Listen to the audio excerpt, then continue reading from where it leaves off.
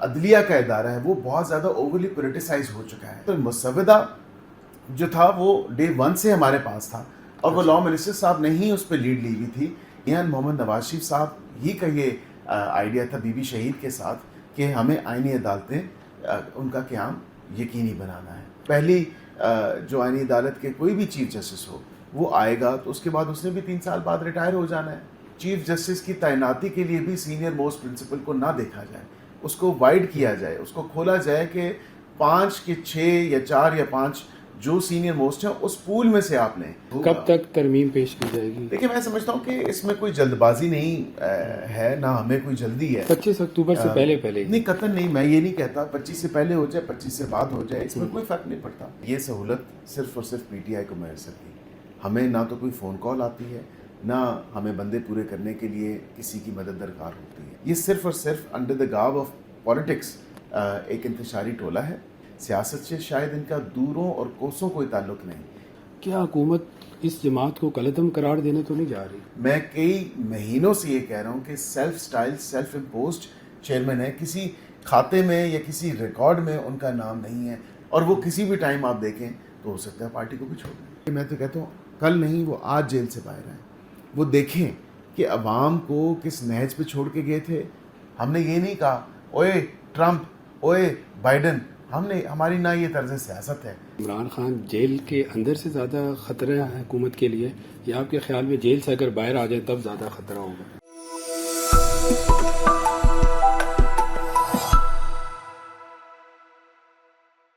سب سے پہلے تو یہ بتائیے گا, جیسے 63A کا جو نظرثانی درخواست تھی اس کا فیصلہ بھی آ گیا, اب کیا رکاوٹ ہے, کب تک ترمیم آ جائے گی اور کب تک جو ہے یہ جو پیش کی جائے گی اور پھر اس کو منظور کرایا جائے گا؟ بسم اللہ الرحمن الرحیم صاحب, بہت بہت شکریہ. دیکھیں 63A کی جو نظرثانی کی اپیل تھی, جو ریویو تھا, اس کا کانسٹیٹیوشنل امینڈمنٹ سے تو کوئی لینا دینا نہیں ہے, اور اس کی وجہ یہ ہے کہ ایک بڑا غلط تاثر دیا جا رہا ہے. شاید کہ اس فیصلے کا انتظار تھا, اس کے بعد جو ہے شاید کانسٹیٹیوشنل امینڈمنٹ ہوگی. حکومت بڑی کلیئر ہے, حکومت نے کبھی کسی ہارس ٹریڈنگ یا جو خرید و فروخت کے معاملات ہیں ہم نے کبھی اس چیز کو سپورٹ نہیں کیا, نہ ہم کبھی سپورٹ کریں گے. یہ نہیں کہا جا سکتا کہ اگر اس کا ضمیر ہی مطمئن نہیں ہے کسی آنریبل ممبر کا, خواہ وہ سینیٹر ہو, خواہ وہ ایم پی اے ہو, خواہ وہ ایم این اے ہو, تو یہ نہیں کہا جا سکتا کہ آپ ان کا ووٹ بھی کاؤنٹ نہ کریں اور ڈیفیکشن کلاز کے تحت ان کو ڈسکوالیفائی بھی کریں, کیونکہ وہ جرم کی سزا تو موجود ہے لیکن وہ جرم تو کسی کھاتے میں آئے, یہ نہیں ہو سکتا. تو یہ تشریح جو ہے آج بڑی خوشائن بات ہے کہ اس میں فیصلہ آ گیا, کیونکہ کوئی بھی لائر یا لیگل فریٹرنیٹی سے جتنی بھی لیگل باڈیز بھی ہیں, پاکستان بار کاؤنسل, سپریم کورٹ بار ایسوسی ایشن, دیگر جتنی بار کاؤنسلز ہیں, وہ کوئی بھی لائرز اس سے ایگری نہیں کرتے تھے ماں سوائے ایک صرف اور صرف ایک فکسڈ مائنڈ سیٹ کے جو لائرز ہیں, وہ بھی ہمارے بھائی ہیں, لیکن وہ صرف ایک پارٹی کے نیریٹو کو یا پارٹی پالیسی کو ٹو کرتے رہے ہیں. اچھا سر, آپ نے بتایا کہ کافی عرصے سے اس ترمیم پر کام کیا جا رہا تھا, لیکن ہم نے دیکھا جب سپتمبر میں ترمیم ہونی تھی تو مسودہ کہیں غائب تھا. کہیں آپ کے جو وفاقی وزیر صاحب ہیں انہوں نے بھی بتایا کہ جی مجھے رات کو 11 بجے مسودہ ملا, اتحادیوں کے ساتھ بھی وہ مسودہ شیئر نہیں ہو سکا تھا.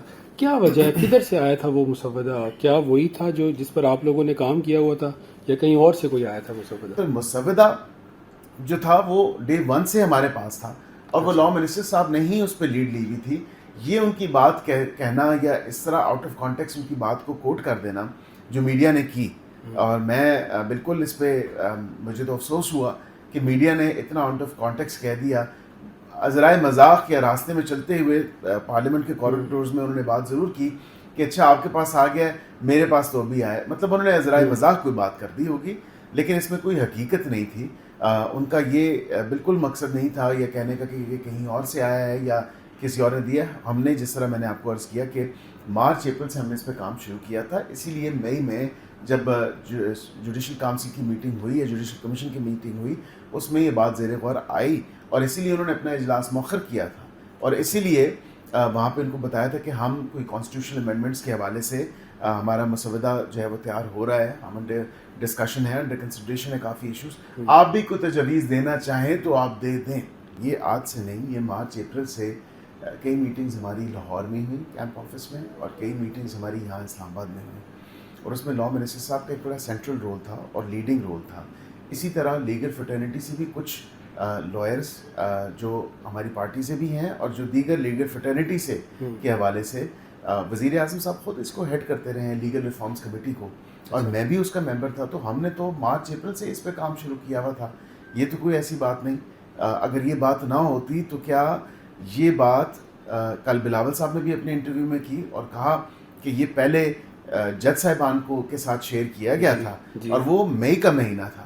تو میں اگر جب آپ کو یہ بات کروں کہ مارچ اپریل سے اگر ہم نے کام شروع کیا تھا تو میری اس بات کی تصدیق ہو جاتی ہے, اور یہ بات ثابت ہوتی ہے کہ واقعتاً ہم نے مارچ اپریل سے حکومت بنی ہے فروری میں. مارچ اپریل سے ہم نے اس پہ لیگل ریفارمز پہ کام شروع کیا تھا, بیکاز لیگل ریفارمز اشد ضرورت ہیں وقت کی. ادارے ہمارے جو ایک بالخصوص عدلیہ کا ادارہ ہے وہ بہت زیادہ اوورلی پولیٹیسائز ہو چکا ہے. بلکہ اوورلی پولیٹیسائز کیا, میں تو اس کو کہوں گا کہ اس کو پولیٹیسائز ہونا ہی نہیں چاہیے. اپنے کانسٹیٹیوشنل ڈومین یا دائرہ کار میں رہتے ہوئے اس کو کام کرنا ہے. اس کا کام آئین کی اور قانون کی تشریح ہے, اور within 4 parameters of the constitution and law ہی رہ کے اس نے وہ تشریح کرنی ہے. اپنے سے کوئی چیز اخذ نہیں کر سکتے. صرف جو جس طرح لا ڈیولپ ہوتا ہے تھرو ججمنٹس بھی تمام تری چیزیں ہمارے اتحادیوں کو بالکل ہم نے اس کے چیدہ یا سیلینٹ فیچرز جو تھے جو پوائنٹس تھے وہ ہم نے ضرور بتایا کہ یہ ہم سوچ رہے ہیں. اور اسی طرح چارٹر آف ڈیموکریسی میثاق جمہوریت جو 2006 کا ایک سائن شدہ ڈاکیومنٹ ہے, جس کے بعد تمام تر آل پولیٹیکل پارٹیز تمام سیاسی جماعتوں نے اس کے اوپر سائن بھی کیے, دستخط بھی کیے. تو منحرف تو کوئی بھی نہیں ہوا, اور اس میں آئینی عدالتوں کا ذکر تھا. اور یہ ہم اسی لیے چاہ رہے تھے کہ آئینی عدالتوں کا قیام ابھی سے نہیں 2006 سے زیر بحث ہے اور زیر غور ہے. تو ظاہری بات ہے کہ یہ مسودہ لا منسٹری میں جہاں پہ آج آپ تشریف رکھے ہوئے یہیں پہ تیار ہوا. ہماری ٹیم نے ہی تیار کیا, میں خود اس ٹیم کا ممبر تھا. لیگلی جو ہے وہ تمام تر چیزوں کو لا منسٹر صاحب لیڈ کر رہے تھے, اور اوور آل جو لیڈرشپ رول تھا وہ پرائم منسٹر پاکستان کا تھا. اچھا سر, یہ بتائیے گا کہ ہم نے دیکھا ہے کہ نواز شریف صاحب کا اس پوری جو آئینی ترمیم ہے اس میں کوئی واضح کردار سامنے نہیں آیا. کیا انہوں نے بھی کوئی اس میں اپنا ظاہر ہے کچھ نہ کچھ انپٹ دیا ہوگا؟ کیا ان کا کیا خیال تھا اس ترمیم کے بارے میں؟ کیا کوئی اسپیشل تجاویز جو انہوں نے دی ہوں اس ترمیم کے وقت؟ دیکھیں بلال صاحب, سب سے پہلی بات ہے کہ ہمیں تھوڑا سا نا ماضی میں جا کے دیکھنا پڑے گا کہ اصل میں میثاق جمہوریت کس نے سائن کیا تھا. اصل میں تو میثاق جمہوریت بی بی شہید محترمہ بے نظیر بھٹو صاحبہ اور میاں محمد نواز شریف صاحب کے درمیان سائن ہوا تھا. جب وہ سائن ہوا تو اس کے بعد آل پارٹی کانفرنس ہوئی تھی. تو اصل جو مین رول تھا ان دونوں لیڈرز کا رول تھا کہ آپس میں جب انہوں نے میثاق جمہوریت چارٹر آف ڈیموکریسی سائن کیا, تو میاں صاحب کا تو آج سے نہیں 2006 سے وہ ایک لیڈرشپ رول ہے, اور وہ پارٹی کے قائد ہیں, وہ 3 ٹائم پرائم منسٹر رہے ہیں, اور انہوں نے ظاہری بات ہے ان کی اجازت کے بغیر یا ان کی مشاورت کے بغیر تو کوئی ایسا کام نہیں کیا جا سکتا. اور یہ وہ تمام تر وہ چیزیں تھیں لیگل ریفارمز کے حوالے سے جس میں سر فہرست آئینی عدالتوں کا قیام تھا. اور آئینی عدالتیں جو ہیں اس وقت کی جو ایک آئیڈیا تھا یا سوچ تھی, جو ایک مثبت سوچ ہم لانا چاہ رہے تھے, ایک پازیٹیو چینج لانا چاہ رہے تھے, وہ اس وقت سے اس کی جو گراؤنڈ ورک لے کیا گیا تھا وہ تب سے تھا. تو میاں محمد نواز شریف صاحب ہی کا یہ آئیڈیا تھا بی بی شہید کے ساتھ کہ ہمیں آئینی عدالتیں ان کا قیام یقینی بنانا ہے. اچھا سر, یہ بتائیے گا کہ ہمیشہ سے دیکھا گیا ہے کہ مولانا فضل الرحمان کو اس طرح کے مواقع پہ منانا کافی آسان ہوتا ہے, اتنا مشکل نہیں ہوتا. لیکن کیا وجہ ہے اس وقت صدر صاحب بھی گئے, وزیر اعظم بھی گئے, دیگر رہنما بھی گئے اور بہت دفعہ گئے, لیکن پھر بھی مولانا کو اس ٹائم منا نہیں سکے آپ لوگ, کیا وجہ تھی؟ لیکن مولانا صاحب ان پرنسپل ہمارے کافی شکوں سے ایگری کرتے ہیں. ابھی بھی انہوں نے یہ نہیں کہا کہیں بھی کہ میں آئینی عدالتوں کے خلاف ہوں یا میں ان کو سپورٹ نہیں کرتا. انہوں نے کہا کہ یہ پرسن اسپیسیفک نہیں ہونی چاہیے. ہم بھی یہی کہتے ہیں یہ پرسن اسپیسیفک نہیں ہونی چاہیے. کسی ایک شخصیت کو دیکھتے ہوئے آئینی عدالتوں کا قیام نہیں ہونا چاہیے. ہم بھی آن ریکارڈ ہیں, ہم بھی کہتے ہیں کہ آئین اور قانون میں کوئی بھی ترامیم یا کوئی بھی ایسی چیز کسی شخصیت کو دیکھ کے آپ کبھی بھی متعارف نہیں کرا سکتے. آپ نے ایک لیگیسی چھوڑنی ہوتی ہے, اور ہم آج ہیں 4 سال بعد نہیں ہوں گے, تو پھر اس کے بعد یہ لیگیسی تو رہے گی, یہ کنٹینیوٹی ہوگی. اور پہلی جو آئینی عدالت کے کوئی بھی چیف جسٹس ہو وہ آئے گا تو اس کے بعد اس نے بھی 3 سال بعد ریٹائر ہو جانا ہے. اس کے بعد بھی یہ آگے یہ لیگیسی جو ادارہ جس کا قیام ہم کر رہے ہیں یہ کنٹینیو کرے گا, اور یہی کنٹینیوٹی میٹر کرتی ہے. جہاں تک آپ نے مولانا صاحب کی بات کی تو ان کو اعتراض کچھ 2-4 پوائنٹس پہ تھا جو ہم نے نکال دیے اور ہماری انڈر کنسیڈریشن تھے وہ پوائنٹس. تو وہ ہم نے ان کو کہا کہ یہ آپ اور سجیشنز ہمیں دیں. انہوں نے بڑے اچھے سجیشن بھی دیے. انہوں نے کہا کہ on the floor of the house ایک ان کا بڑا زبردست سجیشن تھا. انہوں نے کہا تھا کہ چیف جسٹس کی تعیناتی کے لیے بھی سینئر موسٹ پرنسپل کو نہ دیکھا جائے, اس کو وائڈ کیا جائے, اس کو کھولا جائے کہ 5 کے 6 یا 4 یا 5 جو سینئر موسٹ ہیں اس پول میں سے آپ لیں. یہ تو نہیں ہو سکتا کہ آپ صرف دیکھیں کہ وہ سینیورٹی یا عمر کی حد تک اس کا اگر سینئر ہے تو وہی ایک کرائٹیریا ہونا چاہیے. اس کا دیکھیں کہ اس کی پینڈنسی کتنی رہی ہے, ڈسپوزل کتنا رہا ہے, اس کی جو ایک لیگل نالج ہے یا لیگل ایپٹیٹیوڈ ہے یا لیگل تھنکنگ ہے یا لیگل ریزننگ ہے اپنی ججمنٹس کے تھرو وہ کیسی رہی ہے. تو یہ تمام تر فیکٹرز بڑی اچھی مثبت تجویز تھی, وہ بھی ہم نے اس میں انکلکیٹ کی اور انکارپوریٹ کی. تو کہنے کا مقصد یہ ہے بلال صاحب کہ ان کے ساتھ بالکل ہمارا یہ قطعاً نہیں ہے کہ کوئی ڈیڈ لاک ہے یا ہم اس کو سر پاس نہیں کر سک رہے. ہم بالکل انڈر ڈسکشن ہمارے باقی معاملات بھی چل رہے ہیں اور اس کے ساتھ ساتھ ہم نے ان کو آن بورڈ بھی لیا ہے. ان کے ساتھ کانسٹنٹ انگیجمنٹ ایک ہو رہی ہے. اس کانسٹنٹ انگیجمنٹ کے ساتھ یہ میں ضرور آپ کو بتا سکتا ہوں کہ ایک براڈر کنسنسس ہم ریچ کرنا چاہ رہے ہیں. ہم کوئی عجلت میں یا کسی جلد بازی میں نہیں لانا چاہ رہے. اور لاسٹ ٹائم میں جب بلایا تھا اجلاس تو وہ اسی لیے بلایا تھا کہ ان پرنسپل ایگریمنٹ تھا اتحادیوں کے ساتھ بھی اور مولانا صاحب کے ساتھ بھی. لیکن لاسٹ مومنٹ پہ ان کو کچھ 2-3 پوائنٹس جو میں نے بتائے آپ کو گوش گزار کیے تو وہ 2-3 پوائنٹس پہ ان کا ایشو تھا, اس وجہ سے وہ اس ٹائم نہیں ہو سکی. تو اب جو ہے اطمینان سے آرام سے پورا ہم اپنا ہوم ورک کر رہے ہیں, وہ اپنا ہوم ورک کر رہے ہیں, اتحادی جس میں سر فہرست پیپلز پارٹی ہے وہ اپنا ہوم ورک کر رہے ہیں. ان تمام کے جو مسودے ہیں وہ بھی آ جائیں گے اور اس کے ساتھ ساتھ جو ہماری وکلاء برادری ہے, کیونکہ لیگل فٹرنیٹی کو بھی اور لیگل کمیونٹی کو بھی ہم نے آن بورڈ لیا ہے, تو وہ بھی اپنی گزارشات جو ان کی سجیشنز ہیں وہ آئیں گے. یہ تمام تر کمپائلیشن ہوگی, یہ ایک 1 ڈاکیومنٹ بنے گا اور اس کے بعد جو ہے یہ CCLC اور دین کیبنٹ اپروول اور پہلے تو ہمارا اپنا ایک براڈر کنسنسس ہوگا. کب تک ترمیم پیش کی جائے گی؟ دیکھیں میں سمجھتا ہوں کہ اس میں کوئی جلد بازی نہیں ہے, نہ ہمیں کوئی جلدی ہے. 25 اکتوبر سے پہلے نہیں قطعاً نہیں, میں یہ نہیں کہتا 25 سے پہلے ہو جائے 25 سے بعد ہو جائے, اس میں کوئی فرق نہیں پڑتا. جب ہم کہہ جو رہے ہیں کہ یہ پرسن اسپیسیفک نہیں ہے یا کسی ایک شخصیت کو مد نظر رکھ کے ہم نے نہیں یہ مسودہ تیار کیا, تو ظاہری بات ہے کہ 25 سے پہلے ہو 25 کے بعد ہو, نہ ہم چاہتے ہیں کہ کسی کو رول ان اسپیسیفکلی کیا جائے نہ کسی کو اسپیسیفکلی رول آؤٹ کیا جائے. یہ اس میں اس پول میں یا اس جو کرائٹیریا ہے وہ سب پہ ایک جیسا ہی ہے اور سب پہ ایک برابر ہی اس کا اطلاق ہوگا. یہ نہیں ہو سکتا کہ کسی ایک شخصیت کو آپ کہیں کہ ان کو کنسیڈر کیے بغیر جو ہے باقی چیزیں آپ دیکھ لیں, یا ان کو کنسیڈر ہی کرنا ہے اور باقی کسی کو نہیں کرنا. تو یہ ہم نہیں چاہتے. اچھا, اس بحث میں ہی نہیں پڑھنا چاہتے. جی ٹھیک ہے. اچھا سر یہ بتائیں کہ جیسے نمبرز گیمز کے لیے آپ کو پتہ ہے ابھی کہا جا رہا ہے کہ PTI کے بھی 6-8 اراکین کی حمایت آپ لوگوں کو حاصل ہوگی. آپ بھی کہہ چکے ہیں کہ PTI دور میں ایک کوئی سیکیورٹی ادارے کا کوئی شخص تھا جو پارلیمنٹ چلاتا تھا اور یہ سارے انتظامات نمبر گیم وہی پوری کرتے تھے. کیا آپ نے جیسے PTI کے لوگوں کی حمایت حاصل کرنا اس دور میں بڑا مشکل ہوگا ظاہر آپ کے لیے, کیسے آپ نے ان کو کنونس کیا کہ کسی اسی طرح کے شخص کی مدد آپ لوگوں کو بھی حاصل تھی یا وہ خود ان کے ضمیر جو ہے وہ اس طرف آ گئے؟ بلال صاحب بڑا پرٹیننٹ کوشچن ہے آپ کا, اور میں تو کل آن ریکارڈ بھی ہوں, میں نے ایک پروگرام میں یہ بات بھی کی تھی کہ یہ سہولت صرف اور صرف PTI کو میسر تھی. ہمیں نہ تو کوئی فون کال آتی ہے نہ ہمیں بندے پورے کرنے کے لیے کسی کی مدد درکار ہوتی ہے. الحمدللہ ہم آج کی نہیں, ہم اپنی 35 سالہ ہماری سیاسی جد و جہد ہے, ایک سیاسی ایک ورک ہے ہمارا, اور وہ سیاسی محنت کے بدولت یا اس بلبوتے پہ ہمارے تمام تر ممبرز جو تھے آپ نے دیکھا کہ وہ اس ٹائم بھی پورے تھے. اسی طرح پیپلز پارٹی بھی ایک پرانی سیاسی جماعت ہے, ایک تجربہ کار سیاسی جماعت ہے, اسی طرح ان کے ممبرز بھی پورے تھے. تو ہم نے تو اپنے ممبرز پورے کیے. یہ سیاسی جماعت جو ہے یہ سیاست کا لبادہ اوڑے ہوئے ہے, سیاست سے شاید ان کا دوروں اور کوسوں کوئی تعلق نہیں. یہ صرف اور صرف انڈر دا گارب آف پالیٹکس ایک انتشاری ٹولہ ہے, اور اس میں کئی ایسے لوگ ہیں جو مختلف سیاسی جماعتوں میں کسی نہ کسی وقت پہ رہ چکے ہیں. جب ان کی وابستگیاں کسی نہ کسی ٹائم پہ یا نون لیگ کے ساتھ یا پیپلز پارٹی کے ساتھ رہی ہیں تو رابطے تو ہوتے ہیں.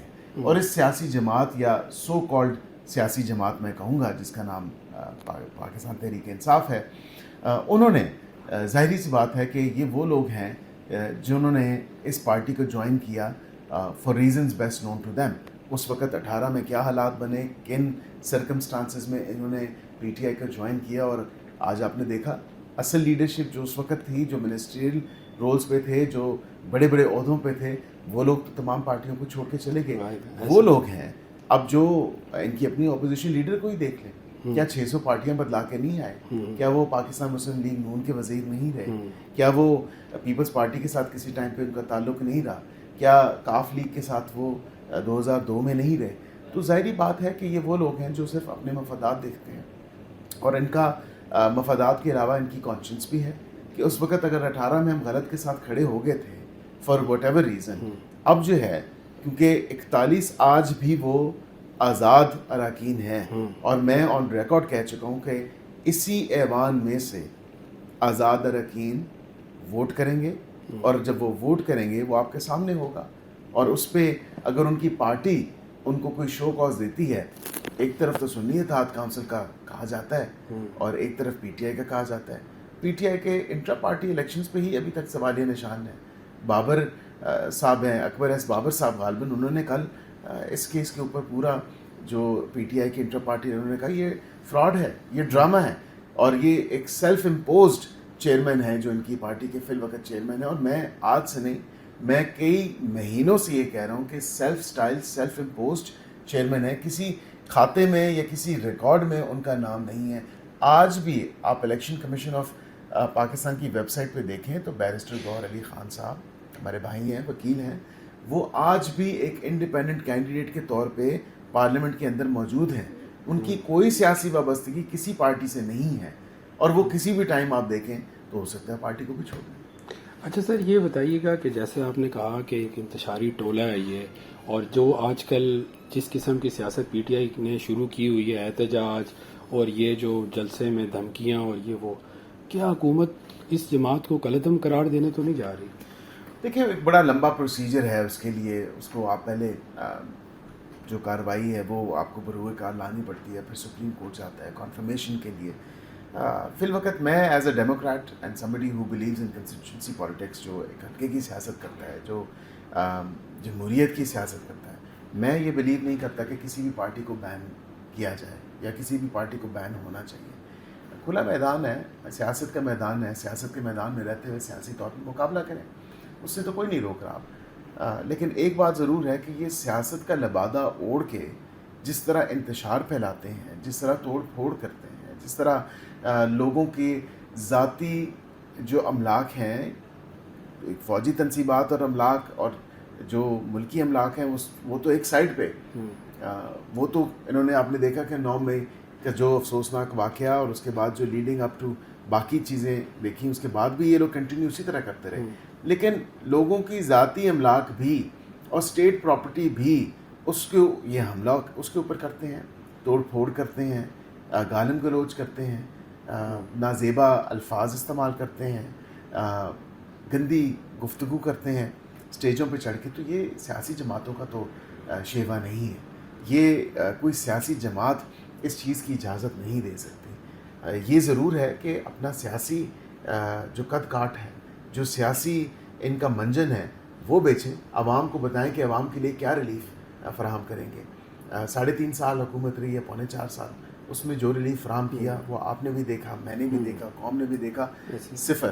اور یہ کل میاں صاحب نے بھی بات کی کہ جو ترقی کے کام ہوئے ہیں, جو پاکستان کی معیشت کی بحالی ہوئی ہے, جو پاکستان کی معیشت پروان چڑھی ہے, وہ تمام تر ہمارے دور حکومت میں ہوئی. ہمیں جو ٹوٹا پھوٹا ملا اقتدار, ان 3 ادوار میں ہم نے جو ہے اس میں کام کیا اور محنت کی اور دکھایا اور پروف کیا.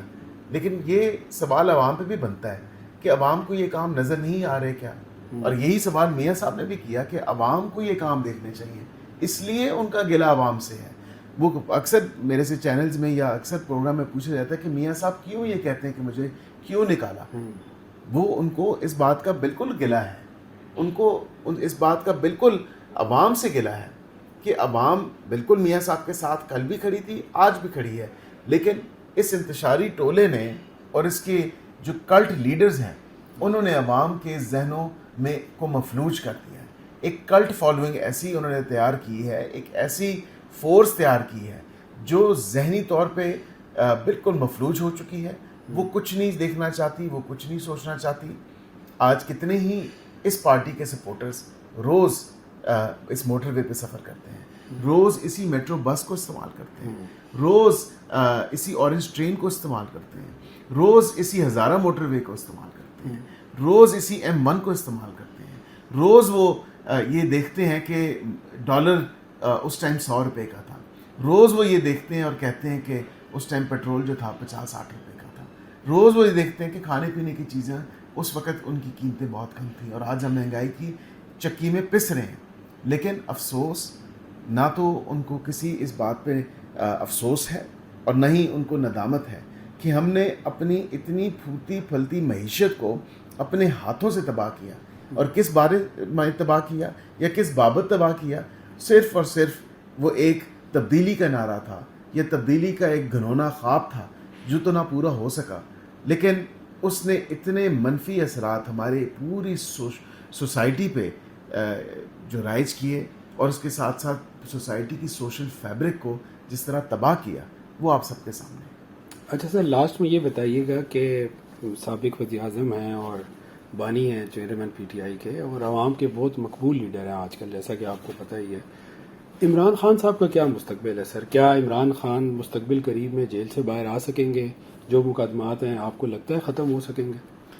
دیکھیں, مقدمات تو ان کے ظاہری بات ہے, ان کو جو ان کے کارنامے رہے ہیں, خواہ وہ توشہ خانہ کا ہو, خواہ وہ القادر ٹرسٹ کا ہو, خواہ وہ دیگر ان کے کیسز ہوں, تو وہ تمام تر چیزیں ہیں وہ چل رہی ہیں.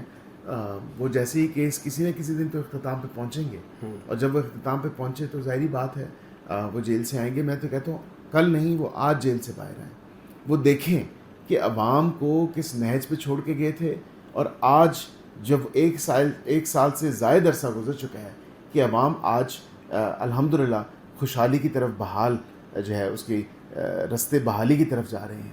وہ دیکھیں پاکستان کی معیشت کو کہ میں مہنگائی 38% پہ چھوڑ کے گیا تھا اور آج مہنگائی جو ہے وہ سنگل ڈیجٹ پہ آ چکی ہے. مہنگائی کا وہ عالم اپنے دور حکومت میں دیکھیں کہ جب میں نے IMF کے ساتھ ڈیل بریک کی تھی, تو اس کے بعد آج وہ دیکھیں کہ IMF نے کن حالات میں پاکستان کو اور کن شیورٹیز پہ پاکستان کا جو قرضہ ہے وہ منظور کیا ہے.